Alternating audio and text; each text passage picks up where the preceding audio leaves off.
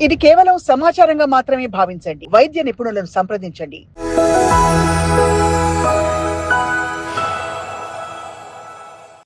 పిల్లలు కుంకుమ పువ్వు వేసిన పాలు తాగితే పిల్లలు తెల్లగా పుడతారని ఒక కల్చరల్ బిలీఫ్. అంటే ఇప్పుడైతే అసలు తెల్లగా ఉండాలని అనడమే దాదాపు ఒక నేరం. అవును.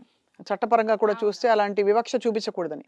బట్ ఒక టైంలో కానీ ఈ కుంకుమ పూలు ఇవన్నీ కూడా ఏ ఫుడ్స్‌ని బాగా హెల్తీగా ప్రోత్సహిస్తారు మీరు? So first madam it's DNA. మనకేదుంది, మన బాడీలో ఏదుందో అదే వస్తది. అంతే.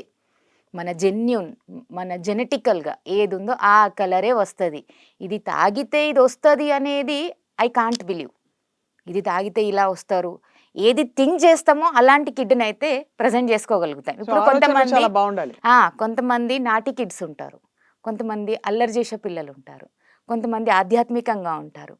కొంతమంది చాలా డిసిప్లిన్‌గా ఉంటారు. కొంతమంది పేరెంట్స్ దగ్గర ఉండరు, హాస్టల్‌లో ఉంటారు, డిసిప్లిన్‌గా ఉంటారు. ఇవన్నీ అయితే మనం డెవలప్ చేసుకోవచ్చు పిల్లల్లో గర్భ సంస్కారతో.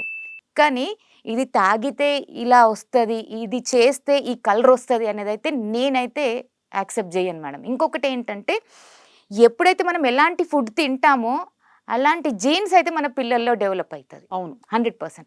But it's a genetical. Colour అనేది జెనెటికల్. పేరెంట్స్ కొంతమంది నార్మలే ఉంటారు. బట్ పిల్లలు ఎక్దమ్ వైట్‌గా మంచిగా బ్రైట్‌గా వస్తారు. బికాస్ దానికంటే వాళ్ళ బిఫోర్ పేరెంట్స్ అంతకు ముందు నుంచి వచ్చిన ఆ జీన్స్, ఆ జెనెటిక్ డిఎన్ఏలో ఉన్నది మళ్ళీ మనం పిల్లల్లో చూస్తాం. చూస్తూ ఉంటారు. కాబట్టి ఓవరాల్‌గా మీరనేది ఫిట్‌నెస్ ప్రెగ్నెన్సీ ముందు చాలా అవసరం. ప్రెగ్నెన్సీలో కూడా దాన్ని మెయింటైన్ చేయడం అవసరం. చాలా.